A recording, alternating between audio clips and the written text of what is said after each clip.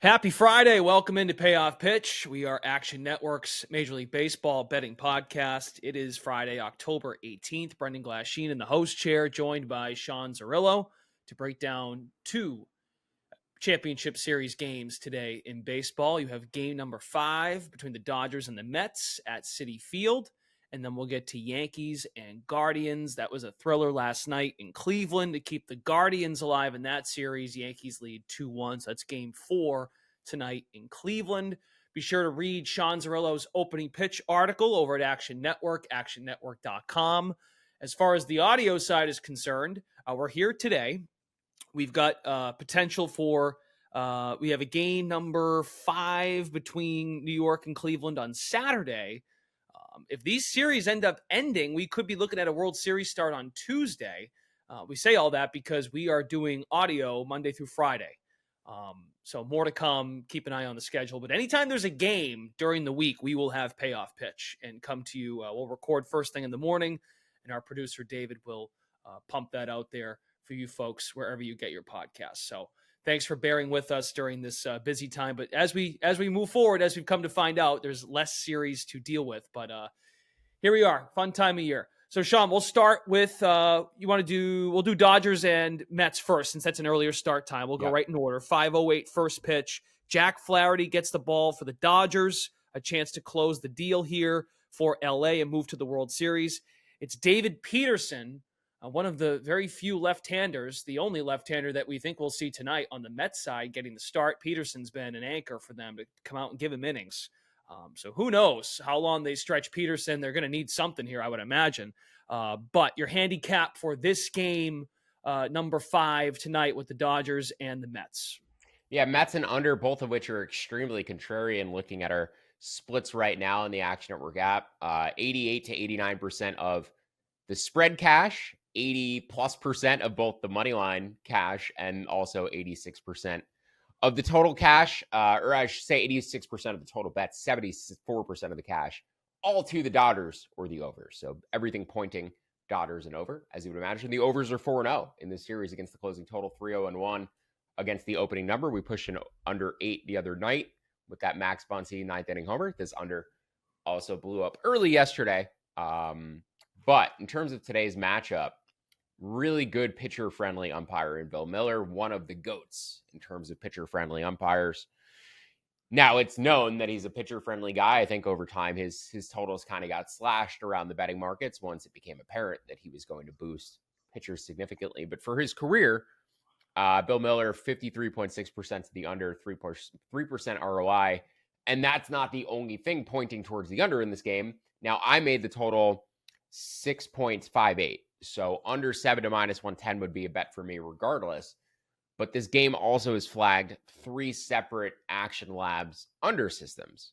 The first is for contrarian unders, which generally pops up for most postseason games. Our betting splits tend to point towards the over on most postseason game, which is why that system typically flags. But it did flag for 2 other wind-in systems because the wind is blowing in today about 7 to 8 miles an hour. It's going to be a little warmer in New York at Citi Field than it has been the past couple of nights. It's been in the low 50s, got into the 40s during game time the past couple of nights. Today, it's going to be 62 degrees at first pitch, be in the mid-50s at game time, but the wind is blowing in more aggressively than it has in either of the past 2 days, and that did trigger 2 separate Action Lab systems for wind. The first of which, our wind blowing in pro system, career 54% to the under, a 5% ROI since 2005 across more than 2,300 bets. There's another system for second half unders that has very good lifetime returns, but these 2 systems at Citi Field specifically, the first 58% to the under, 9.8% ROI. The second 32, 24, and 3 to the under, 9.2% ROI. So both of these systems, not only does it like the wind in general, the unders in general when these flag, but at Citi Field, the results have been particularly strong as well. The things to watch out for on the starting pitching side, Jack Flaherty's velocity, because it was down in his final 2 starts of the regular season. September was his worst month of the regular season. His walk skyrocketed, but he's been great in the playoffs, and his velocity has come back to where it was for the first 5 months of the season. And Flaherty had some medical concerns at the trade deadline. It seems evident that he's dealing with something that may restrict the money he gets in free agency this offseason. But at the same time, the velocity has bounced back in the playoffs. His outs prop, his strikeout prop have both ticked upward for game 5 relative to where they closed in game 1. So clearly he's taking money. The Dodgers would have to throw a bullpen game in game 6. So I think they're incentivized to close this out tonight and get this thing over with. But that said, that doesn't necessarily mean Flaherty pitches more of the game. It just means they're likely or potentially go to their high leverage relievers in the 6th inning. So the under 16.5 outs on Flaherty, I think, is interesting. The chance he pitches 5 innings, then the Dodgers go to their bullpen, I think is relatively strong. But you also have to factor in, like, Dave Roberts is weighing that bullpen game in his mind. And even though they have the off day, he doesn't want to use his relievers too aggressively. So there's reasons for and against keeping Flaherty out there tonight. Yeah. I'm probably not touching the props. I bet his over on his 1.5 walks in game 1 at -150. At the opening lines, that was the only one that had really moved last night. His over 4.5 hits prop moved from even money to +120. So that also ticked up a little bit. But I thought the walks prop was like the prop I gave out. It had moved 40 cents from the close in game 1 to the open for game 5. That was the only significant adjustment. Everything else has been bet up, though, overnight. For David Peterson of the Mets, he's going to start ahead of Senga in game 5. They've said Senga's available out of the bullpen in long relief. His velocity was down like 1.5 miles per hour in game 1. He looked bad, but also the stuff looked bad as well. The underlying stuff was not good. Terms of tonight, though, David Peterson going to start, and they don't really have a lefty available behind him because Danny Young pitched multiple innings last night. Minaya and Quintana are not on pitching schedules where they should be available tonight. And Peterson this year, 253 expected fit versus lefties, 466 versus righties. His strikeout hits outs props, or his outs prop is not available, but his strikeout and hits props, whole 3.5, walks prop 1.5, indicates to me they're expecting him to face 18 hitters 2 times through the order. He faced 9 in game 1, 40 pitches out of the bullpen. Not sure how stretched out his arm is. But if you're thinking about this in terms of the Mets playing matchups and getting through this game optimally, Peterson facing Ohtani/Muncy a third time is much more logical than him just facing 18 hitters and coming out. Like, if he's going to face 18 hitters, he's probably facing 23 because he's probably getting through Ohtani, the 2 hitters in front of Muncy, and then Muncy a third time. We're not sure if Freddie Freeman's going to play tonight. He sat last night against the lefty. He may sit to start the game again tonight and then come off the bench potentially as a pinch hitter or just rest if the Dodgers get out to a lead. But I do think there's a chance that Peterson's props are too low. You know, if Peterson faces Muncy a third time, it means he's faced 23 hitters. 3.5 strikeouts, 3.5 hits. Those would all be, you know, a half a hit or a full hit too low. Half a strikeout, full strikeout too low for me. So try to figure out the best ways to play Peterson. There's some over 3.5 strikeouts at plus money. It was -110 last night, so the line has gotten better relative to where it opened. So I'm just trying to figure out the best way to play his props, but probably avoiding Flaherty, betting on Peterson. And then in terms of the game, just to reiterate, I made the total 6.6, so I like the under 7 to -110, and I make the Mets plus 102, so plus 106 or better on New York. I got plus 125 last night. I'd bump up the risk there at anything plus 110 or higher. Okay, very good. I was just going to ask that. Where would you play it to? Because that number has come down. The money line price has come down a little, slightly. Yeah, plus 115-ish now. Open plus 125 at peak last night. Average was about plus 120. But yeah, this total, I think, you know, I said I'd bump up the Mets risk. I think of the 2 bets, I might prefer the under. But again, like the Flaherty thing concerns me a little bit. So I just want to touch back on his velocity. He had 10 days off, I think, between his final regular season start and his first postseason start. So extra time to rest. 5 days of rest, extra day of rest, between his first and second postseason starts. And that fastball velocity went down half a tick. Now he's starting on 4 days rest. If it dips further, he's in trouble. You know, if there's such a subtle difference in Jack Flaherty's effectiveness at 95 versus 94 miles an hour, with his slider at 85 versus 84 miles an hour. So keep an eye. You can go to Baseball Savant. You can see his average velocity and how it tracks in the first inning compared to the season-long numbers. If it's down, consider a live over, consider a live bet on the Mets, because if Flaherty's not at 100%, it will be evident in the velocity numbers very early. All right. Very good. So we'll keep an eye out. But no play right now on Flaherty. I'm sorry, no play on Peterson. No play strike. on props as of yet. Yeah, Mets and under. Considering, I'd say likeliest bet is over 3.5 Ks at plus money on Peterson. But he's really been pitching to contact in the playoffs too, and the Dodgers do not strike out. So I'm a little hesitant to bet it. I'm both like betting into usage that I can't fully accurately project with the Mets down 3-1 and their backs against the wall. Like if he gets in trouble, he's coming out. They'll just go to their bullpen. But they don't really have long relievers. They kind of need him to get halfway through this game. Senga's their long reliever today. So they need him to get halfway through this game to get to Stanek and Maytone and Garrett and Diaz for the final 4 innings, if he can, which is, I think that's probably why his props are a bit too low, plus the lefty thing, and then not wanting to use Senga. Is there another way to play a full series number? I mean, I know you talked about this the other day. I apologize I wasn't here yesterday, but something you mentioned about road teams winning. I mean, now, of course, you like the Mets tonight at home, but any other series paths that you're identifying? Not at this point, no. I mean, they obviously need to win tonight, so it would be, I guess, 3, 6, and 7. If you'd rather, the Mets need to win 3, the final. It's 3-1 right now, so yeah, they need to sweep the rest of the way. So there's no exact path other than just picking which game the Dodgers would win. So I guess if you want to bet, an exact order with the Mets to win tonight and then the Dodgers to win game 7, avoid their bullpen game, avoid Manaea, but Dodgers winning tonight, or sorry, the Mets winning tonight, the Dodgers winning game 7. I think that would be the likeliest way that the Mets extend the series but lose. I mean, an extended series was always going to help the Mets here with more starting pitching depth, and the Dodgers having to use their bullpen in game 6. But if you want a alternative way to the Dodgers closing out the series, it would probably be Dodgers in 7 at this point. That'd be plus 700. Mets get game 5 and game 6, and then LA game 7. That's plus 700. That exact order play out.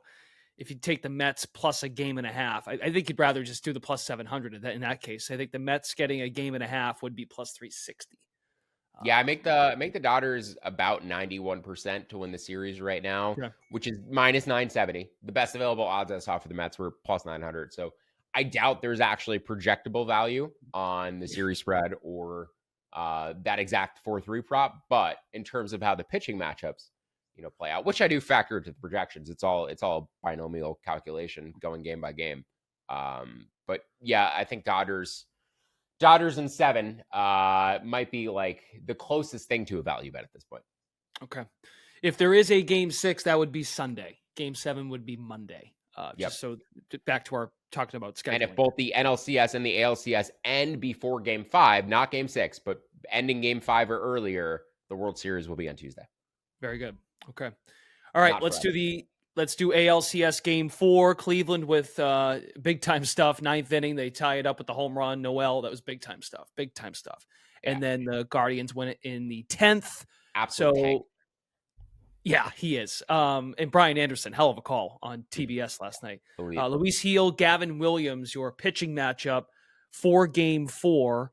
Where are you looking here for this one with the Yankees now? I'm sorry, with the Guardians now down 2-1. So it's a pick 'em price, little juice on the Yankees, minus 120-ish, and the total's at 7.5. Yeah, Guardians are the side for me. They also hit a couple of Action Labs systems, both for contrarian playoff underdogs and also fading the playoff zigzag. That is when when the public is against the team who won the previous game, that system tends to trigger people. Right, you're actively, the system is fading the zigzag. It's betting against people who are going with the zigzag strategy. So the Yankees, the public side today after the Guardians won, the fading the zigzag system pops up. Now I made this line minus 103 and make the Guardians slight favorites. I believe it is the final game I will favor them in this series. I would bet them at even money or better, plus 101 or better was my official target I gave out. But both starting pitchers have not thrown in several weeks. So what you're going to get from either of them is a question mark in terms of effectiveness, right? The rust coming back. Also, just length. Neither of these guys are stretched out. I'm sure they threw simulated games or bullpens to try to keep their arms fresh, but coming off the bench after 2-3 weeks, there's both rust and also, the just not being on your regular schedule and having your arm going every 5 days. So I think the bullpens are going to be super crucial tonight. Depth for these starting pitchers is going to be super crucial tonight. And I'd probably lean over on all of their pitching props. I just don't really know which one's to bet. Gavin Williams also doesn't have an outs prop up yet. But I think the Guardians bullpen is in better shape for tonight. Now, both teams used their bullpens really aggressively yesterday. Also on extra innings. But the Yankees used 6 of their relievers.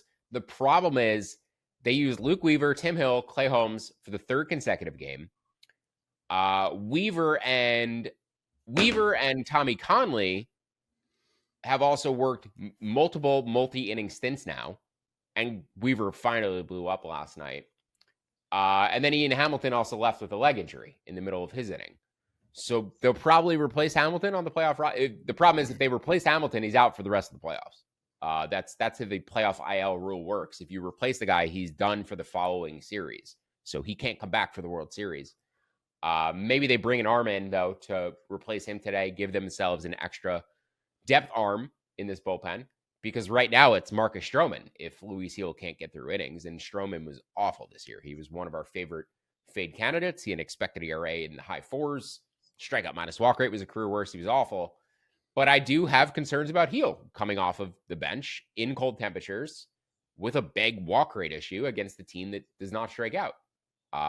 His over 2.5 walks prop was plus 160 last night. It was plus 140 when I woke up this morning. That was probably my favorite of his over props because I just think he needs to get through innings today because it's either him or Marcus Stroman. I'm sure they'd prefer him.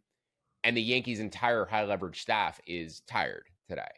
So they have middle relievers. They don't really have their high leverage arms. And that's why I prefer the Guardians bullpen because they used 7 guys yesterday. But Pedro Avila is the only guy they've used all 3 games in this series. Nobody has gone multiple innings. I'm sure Emmanuel Clasé's confidence, their confidence in Clase is certainly declining right after another blow up. He hadn't given up a single multi-run inning all year. He's given up now 2 in the playoffs. He's given up runs in 3 of his past 4 playoff appearances. So I don't know if Clase is like hurt under the hood or if it's just bad variance or, he's just pitching poorly at the worst time of year. But I do think the Guardians bullpen, their highlighted relievers, their middle relievers, they do seem to be in a bit better shape for today just because they weren't pushed in all 3 games and they weren't forced to throw multiple inning stints in multiple of those games. Whereas Weaver, they might have cooked them. This Yankees bullpen has been elite all playoffs, but like once the house of cards collapses, it's tough to rebuild it sometimes. So the confidence, right? Fans' confidence, if they go back to Yankee Stadium and they're trying to protect the lead in the 9th inning, those buttholes are going to be a little bit more puckered than they were a week ago.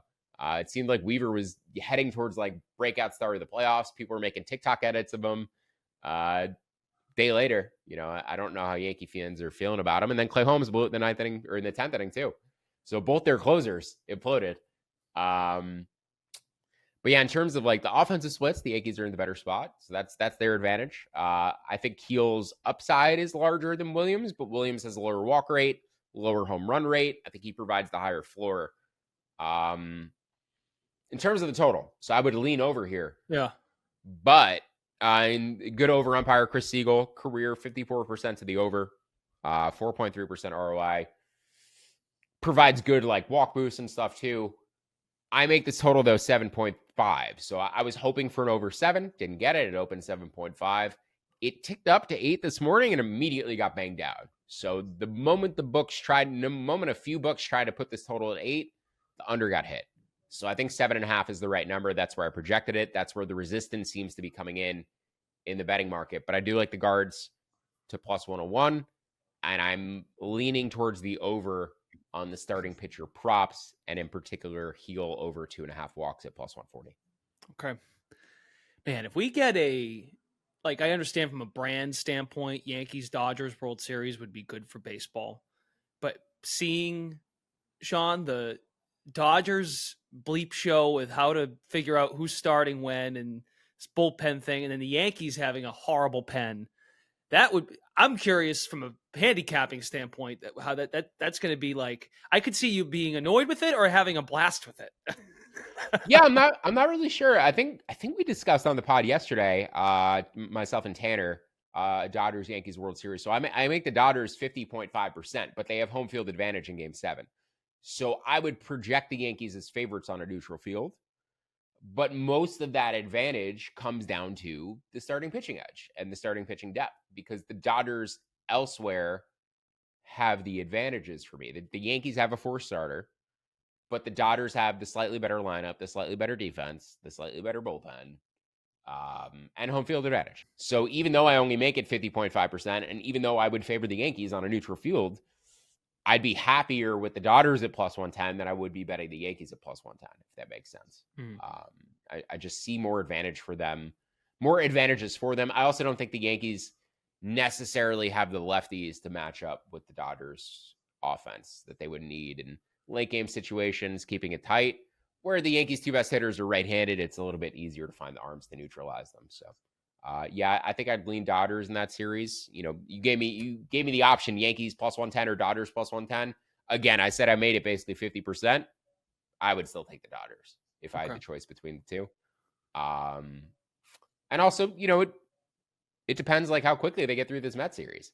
If they're forced to go 7 games and they keep having to throw that bullpen, it's going to tire them out. But if that bullpen if they win the series in 5 and the bullpen gets 4 extra days off before the World Series, that's a huge boost to their chances. With going in with a fully rested bullpen is going to be key for the Dodgers. So yeah, the quicker they can end this Mets series, the better for their World Series hopes. Okay. Excellent. Well, best of luck to your Mets. Hope they extend this thing to keep it fun. Yeah, as do I. But they've been awful the past couple nights, and it seemed like a bit of a mausoleum at Citi Field the other night, certainly. But it seems like a funeral for their season at the moment. And Ohtani won't stop hitting homers, and Muncy won't stop getting on base, and just not having a second lefty available behind Peterson concerns me very greatly tonight. So Ohtani, yes, has turned a corner. You will have payoff pitch over the weekend. Yeah, payoff pitch will continue. I'm sorry, opening pitch. My fault. It's just funny you say that, because like I try so hard to separate them in my brain and not mix them up. Yeah. And when you said it, I didn't even question that you said the wrong one. But no, I will continue to write opening pitch throughout the weekend, every day that we have playoff games throughout the postseason. Not Monday through Friday schedule like the pod. Every day there is a playoff game, whether it's a Saturday or a Sunday, there will be an opening pitch right up, including the World Series. See, I'm confusing you now. That's my fault, my end. So, all right, we're back Monday. Should we have a game? It could not be the case, and we could be looking at a Tuesday World Series if neither of these series go beyond 5 games. So, but the Guardians, I don't know. Guardians, that's a big time moment last night that could rejuvenate them and give them some juice in this series in the ALCS. Yeah, there's still, I should just mention before we go, there's still the value team from a futures perspective. It's been the case all along. But I make their World Series odds plus 850, their ALCS odds plus 308. So plus 400, plus 350 or better. ALCS plus 325. And then I think 10-1 World Series, both very justifiable. Okay. FanDuel's hanging a 10-1 right now. All right. He is Sean. Yeah, they had 11-1 last night, so it came down. Okay. All right. There you go. All right. Sean Zerillo, find his work again, actionnetwork.com, Action Network app for opening pitch. And then we're back at it Monday should we have duties to take care of with either of these series. Thanks for tuning in to Payoff Pitch, Action Network's MLB betting podcast. Enjoy the games. Have a great weekend.